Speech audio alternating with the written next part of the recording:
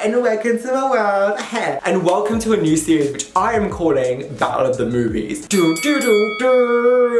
this series is when I contrast two or more films and kind of put them head to head and kind of discuss what I like and what I dislike about both. And maybe there'll be a winner at the end, maybe they won't be. We kind of just discuss what themes and storylines and characters and all the little things that I feel like no one thinks about, I do think about and I fangirl about. We discuss this in the video and then I want your opinions of who you think the winner should be also. I'll give you my personal winner, but you also put your winners down below. And for the first round, we have got Hamilton versus In the Heights. Common denominator, you might ask. Both musicals and both featuring and written by Lin-Manuel Miranda. Both are film versions. Hamilton came out last year on Disney Plus and In the Heights is, I think, still in cinemas. But I wanted to kind of discuss it because there's a lot of thoughts I have on both.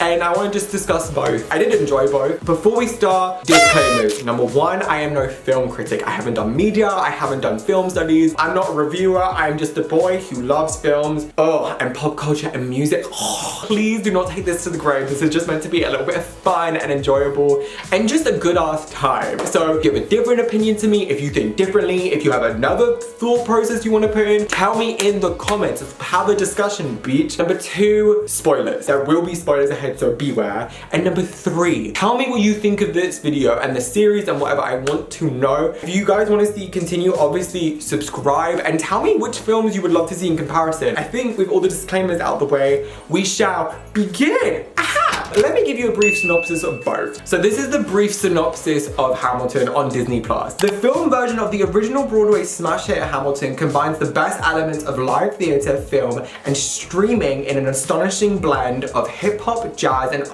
R&B and Broadway, presenting the tale of the American founding father Alexander Hamilton. This revolutionary moment in theatre is the story of America then told by America now. I feel like that did it well, right? And it kind of goes through his like trials and tribulations and basically goes through not only his success but also his downfall. And for In the Heights synopsis, in Washington Heights, New York, the scent of warm coffee hangs in the air just outside of 181st Street's subway stop, where a kaleidoscope of dreams rallies a vibrant and tight-knit community. At the intersection of it all is a likable and magnetic bodega owner who hopes, imagines, and sings about a better life. This one is very much focused on like dreams and aspirations and all this stuff. I have like a literal like notes document with like actual points presented, so I'm really excited, as you can tell. So let's go on with point number one. Race within both. So let's first start with In the Heights because this got very controversial if you know about the film. So In the Heights represents some of the Latino community, and which I think is amazing because obviously representation full stop is amazing. But one of the things that kind of was discussed from viewers and many people was that there was a big lack of diversity within the Latino community, and basically it was colorist, only choosing those who were light-skinned versus dark-skinned Afro-Latinas, which I think even like seeing it, you're kind of like,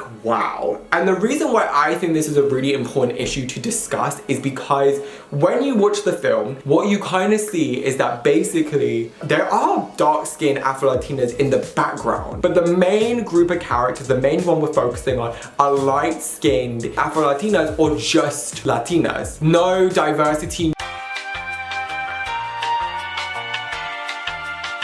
And I do understand that there is representation in there, especially because they're representing the story of immigrants. But I think if you are going to be representing a community, please represent them fully. And I think within this, because of having them as background characters, it's probably made a lot of dark-skinned Afro-Latinas felt excluded, left out, feeling very isolated, I would say, because it's like they are part of the community. To not have them in the story or to have them as secondary characters, it's really discriminative and just really confusing to me. Again, particularly when you're having these background characters or you're having characters who are just in these little snippets, just be like dark skin and then the main group be the same like colors or light skin. It just doesn't make sense to me. I watched this knowing that there was colorism, but watching it in the actual cinema, I was like, whoa, this is bad because it stands out. And for me, when I watched this, it was such a prominent feature that I couldn't help but discuss it now. And I think particularly when it comes to media, and representing the community, you need to do it fully. Let's discuss now Hamilton. So Hamilton and race, I think, is very interesting. You have two different points of views, and I want, again, this is down to your opinion, and I want to discuss both. So let's talk about the first positive opinion of the viewers, which is that it's color conscious casting. This is something I've learned this year, which is about color conscious casting, and it's basically choosing or hiring people to play characters based off their identity, and even writing the characters with their identity included. So that's identity conscious casting. I think a good example, I've never seen the series, but like never have I ever, is written by Mindy Kaling, who we stan her, and has the main girl has to be Asian, and I think South Asian. So basically what this means is that the writers have written her character with the fact knowing that she is a South Asian woman, and that means they have to cast someone who is South Asian, and they're basically creating a character with her race in mind, and that is what is called color conscious casting, because you're keeping in your head that you are making a character who is South Asian and they must be played by a South Asian woman. So in many cases, people are saying it's color conscious or identity conscious casting because no matter what, the main characters are always people of color. And I definitely noticed this because, for example, all the main characters are the actor who plays Burr, Hamilton, Hercules Mulligan, Washington, etc, etc. All those characters are all people of color. And every time they change the characters out for a new round like they do in theatre production, they always still stick to the same guidelines. So for example, I think in one of the rounds of Hamilton, Jordan Fisher, oh, that's so hard. He actually plays the role that Anthony Ramos plays, which is Lawrence/Philip. And it's sticking to making sure that people of color are those characters. And the only characters that are white are either background characters or King George. And he's the only character that is white, that is significant or has a song or whatever. I've been trying to think of why they cast King George as white, and I think I have two explanations for why they did. Number one, history. My history brain's coming on, hee hee. In the past, the British Empire was huge. It actually ruled a lot of different countries for some odd reason because of #colonization. And one of the countries that they took over was America, which is why we have American Independence Day. And actually the first people in America were not white people, they were Native Americans. And because of that, it makes sense casting people of color as the main characters because America is not a predominantly white country. And my second explanation is because it's the story of now. So although in the past, in history books, the actual founding fathers are all white men, the people who were making the change in the past regardless and who have made changes in the past and are making the changes today are people of color, are the minorities who often get put in the background. This includes like things like music, like we wouldn't have half the music genres in the world if it wasn't for black people. We wouldn't have half the food in the world if it wasn't for Asian people. People of color have pushed forward so much. So to kind of put them at the forefront of this play shows that they are the people who are making the changes today. I think it's an interesting debate and definitely a good one. However, an opposing argument of why Hamilton could be also colorblind casting is actually from one of the coolest YouTubers ever, Khadija. Honestly, check out her channel. She has some of the best,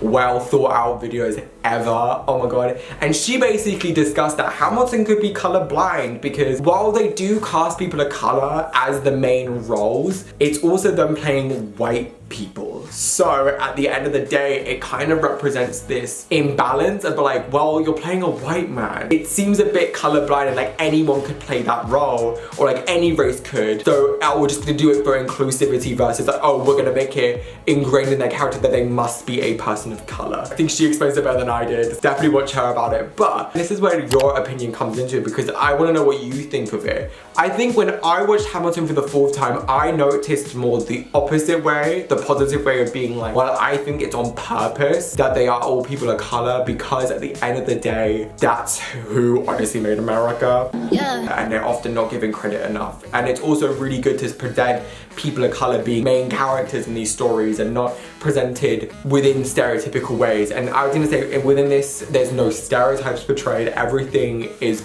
completely authentic to their character and I love it. Also, the actors are so good. David, hello, and Oak. Oh, So I guess the winner of that round, if we're gonna do that, I think is Hamilton, because that's how I viewed it. And I think the colorism is just extreme. Point number 2, strength of characters and storylines. So let's discuss. Love Hamilton, and one of the reasons why I love it is because every character is a strong character. Now, I don't mean strong as in like, oh, they're a strong, tough character, they can defeat everything and defeat the baddies.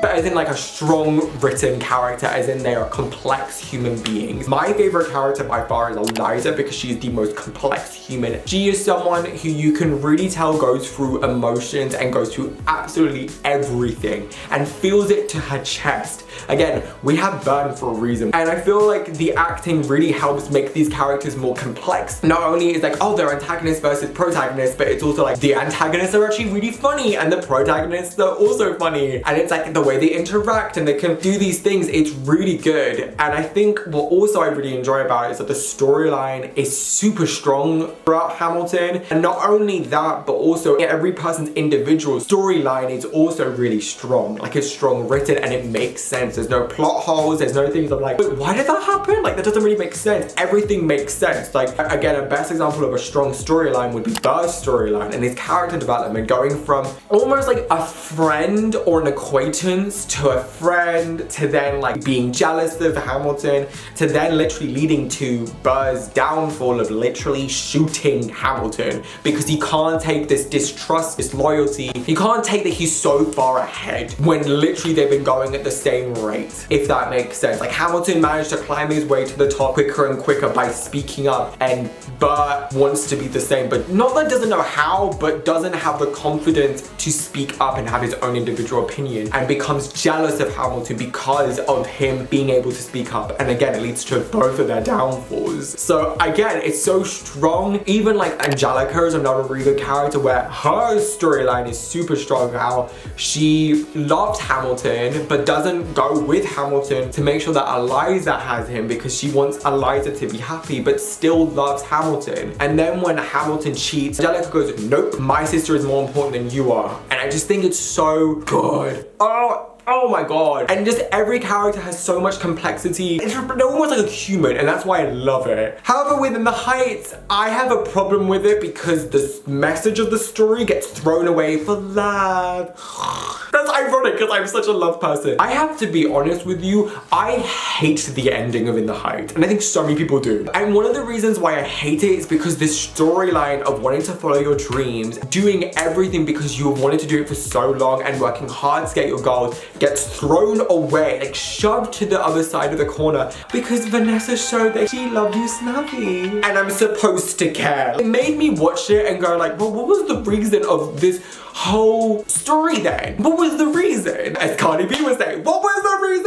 I think I got almost frustrated because he's going on to his kids about, oh, dreams are hard work. Dreams are so tough, but once you get there, it feels so good. And it's almost like he's at the beach. Even the way they film it, it's like he's at the beach. It's so annoying because you see him there at the destination. You just see him at his dreams and you're like, so why didn't it happen? But it also is kind of annoying because I think there's only 3 really strong characters, which is Nina, Yusnavi, and Umbrella. And I think with this one more than Hamilton, there are so many side characters that didn't need to be in there. Like, if their character or their storyline was not included, it wouldn't change the film. Saying that was quite snazzy. I don't mind if characters are used as comedic relief or if they're used as love interest. Again, one of my favorite characters ever is Olaf, and I am Olaf, and he's a comedic relief. However, I do want you to give me a little bit more to that character, a little bit more, make them a 3-dimensional character instead of just a flat character. Like, I don't want like a flat piece of paper, I want a 3D character,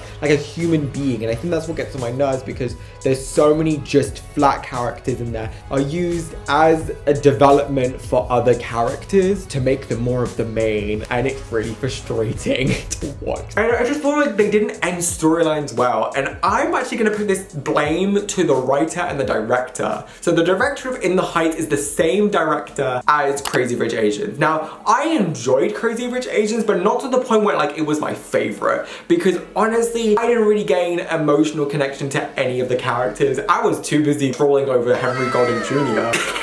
I felt like I didn't connect to any of the characters. And while I do think he did a really good job in certain aspects, making the everyday an extravagant, beautiful thing, which I love, but for me, I felt like in this case, I didn't gain any connection. Like, I didn't feel anything for the characters. I didn't emotionally connect to any of them. And I really think I should have, but I just didn't. And that's because I just felt like they weren't strong enough, or there wasn't like a conclusive storyline where I felt happy for them. I just felt neutral. And I feel like also not including so many characters like ending arcs, like Sunny didn't really get an ending arc, Benny didn't really get an ending arc either. Just kind of seeing them and just not getting that finish, just, it really annoyed me. And I also, when me and my friend finished watching it, we were literally both like, I would love to see what everyone else did after. What was their dream they completed? Because we're so focused on Yusnavi's dream, but I also want to know everyone else's because they play too much of a role in the film. Now, I'm not expecting like, oh, they have to end with a conclusive storyline, but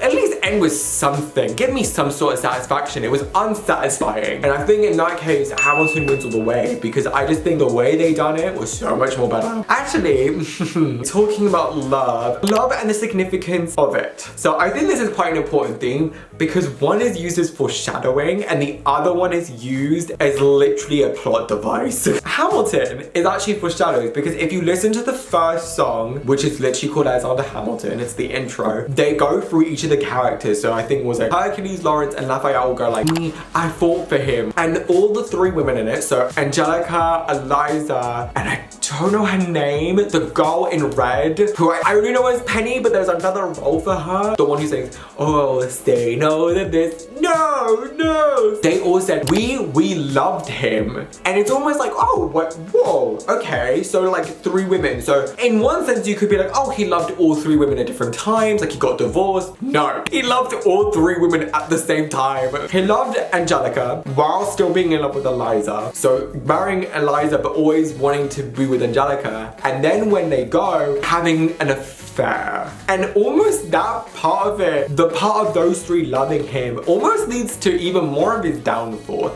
that he cheats. That's such a significant part because him cheating really changes his dynamic and almost the way you view him. Him not only performing adultery, but admitting to the world that, hey, I had sex with another woman. You almost view him as like, why did you do this? Now, I know my mom watched this, she loves it. And she said, oh, it's completely understandable because then like, for example, he's out the shit. I disagree. I think he puts him more in the shit than ever because again, the three people who were on his back about why did you start giving money away, which was Jefferson, Madison, and Burr, all know why, so they don't need to know. And then him just admitting it to the world, like he can never run for president because he fucked up his thingy and he hurt Eliza. He destroyed Eliza. And because of that hurt and that destroy, that leads to other things happening, like his son dying and being shot. Almost his own death. Let's just put it that way. So I think in that sense, it's really clever the way it's involved and integrated because at first it's a good thing and then it becomes this almost foreshadowing of his death and the first catalyst of his downfall. In the Heights, it just uses to me like a love story. And do not get me wrong, I love films. Like some of my favorite films that are to do with love are like Love Rosie and Princess Diaries 2. I love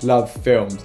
But I will say, if this was going to be a love film or a film around love, then say it's a film around love. Like, I would rather watch it knowing it's going to be a love story with other things involved versus it being a film about dreams that turns into a love story. It kind of annoys me because to me, I think the romance in this film is kind of, it's not pointless, but they're not made for each other. Again, there's no sign really that they get along or that they're really good with each other. Yes, they both have like a crush on each other. We love to see that. And there's like a little moment where he's like giggling and I was like, ah, stop it. We love a soft moment. And then the dance comes. That stupid scene. For me, there's no like connection of like why I should love them both all together. Like he does nice things for her and I guess she does nice things for him, but it's never like together. Like you don't see them together being nice with each other. Even when she buys him a bottle of champagne saying thank you for getting a guarantor to sign so I'm able to get the apartment of my dreams, no, they end up fighting afterwards. And I'm like, what the fuck? So for me, it's just like their relationship is a mess. And I think what I would have preferred is if she ended up going with him.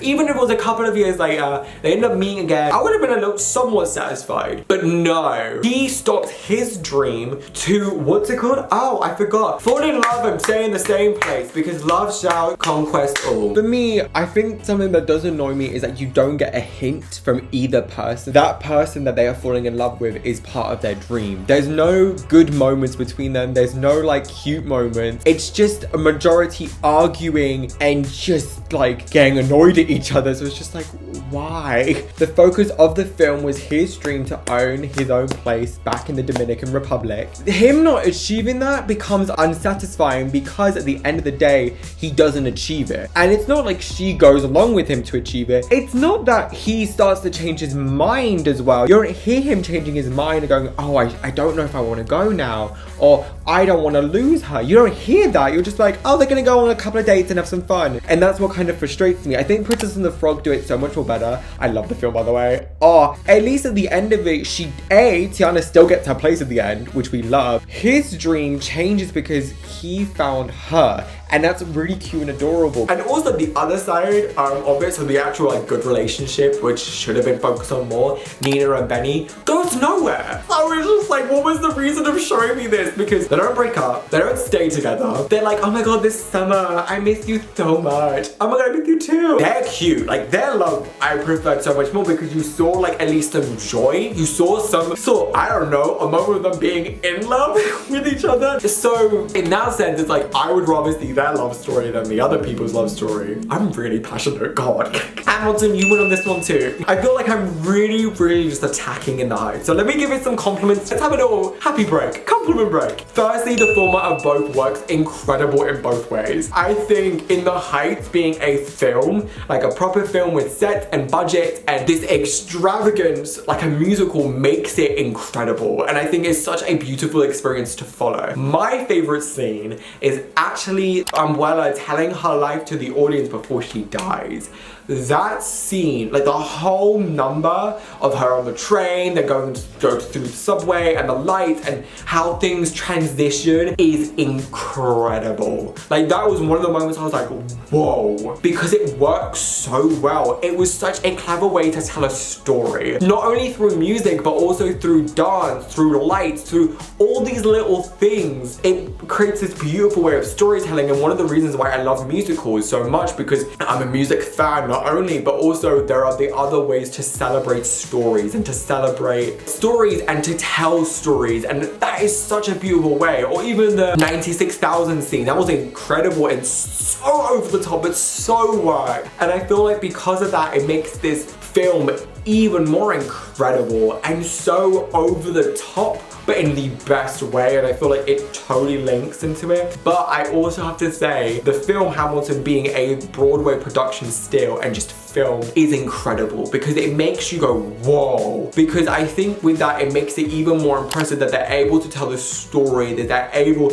to do so many little things like a gunshot, and his thought in his mind is everything moving slowly. Like that's so beautiful and it's so clever. And I think because of that, it makes it so intriguing, and because of these little details make the theatre production even more incredible and electrifying. And also the audience sounds makes it so much better. It's so good. Both are amazing experiences and I would totally recommend to watch both on that factor. Actually, talking about the factor of like they're both musicals, the music from both is incredible, okay? This is the power of Lin-Manuel Miranda. He knows how to mix stuff up. One of the main factors of why Hamilton is so incredible is purely because it is a musical, but it's not a traditional musical. It mixes rap, R&B, hip-hop with show tunes, and because of that, it makes this an incredibly modern and up-to-date story and so much more interesting to watch and also listen to. Like I felt like with Hamilton, I wanted to continue listening to it constantly constantly because it just felt so new, and it was this new production that I felt like I've never seen anything like it before. And because of that, it makes it so much more meaningful in a way, and so much more mind-blowing because you are able to experience this new experience. It's so incredible and one of a kind. And also that, for me as a viewer, I think watching it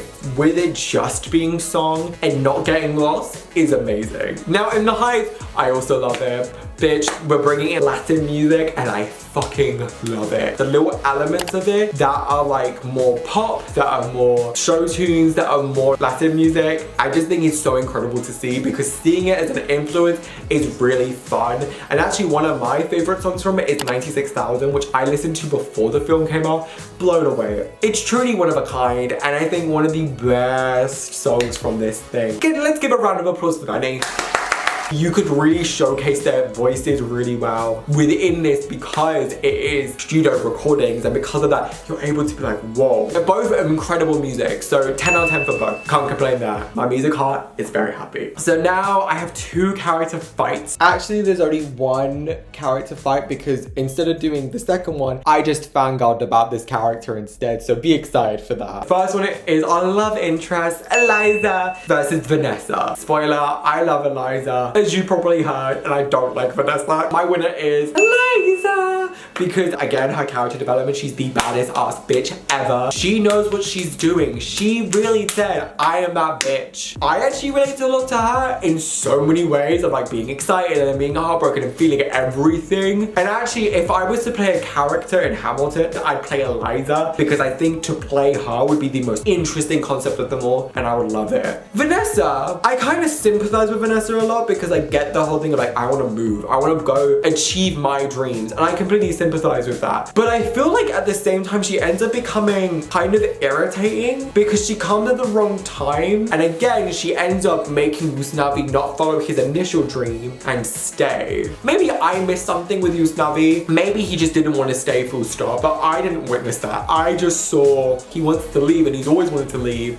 He knows he'll miss it, but he's gonna want to leave. She ends up making him stay, and it really frustrates me. So as a character, I'm not annoyed with her. I think she's okay. I just wish we had more of a story of her without Usnavi. I know we had at the beginning, but it's almost like a reason for Usnavi to help versus like, oh, this is her own independent story. So last thing, before I give you my final thoughts, can I please just give a shout out to Benny? Please, he's like the best. I actually love Benny. And actually the actor who plays Benny is in like so many other things. I actually love his character to death, as in like he's my favorite. He's funny, he's light, he's kind of soft, he's a soft boy and I love it. He's also really caring, and I feel like that's somewhat significant the Italians coming up. Honestly, he's lovable and fun and charming, and I just think he's so much more better than like any other character in there, so he's my winner pick, haha. So, because I've been talking about an hour about this, let me give you my final thoughts. I am not saying that In the Heights is a bad movie. I really feel like throughout this, I really was like, In the Heights sucks. I'm like, no it doesn't. It's a good film. However, in my ranking, it's more like a B tier, but I think there's been better. And obviously, I really love Hamilton. Again, it blew me away, and I think I just keep on falling in love with it, and the more I watch it, the more I adore it. So obviously, my winner is Hamilton. Congrats, Hamilton, you won this battle. If you did enjoy this, do not worry, I have loads more ideas coming up, so please subscribe and tell me if you did enjoy this. I'm gonna get a drink because I am out of breath. I'll see you guys next week. Bye.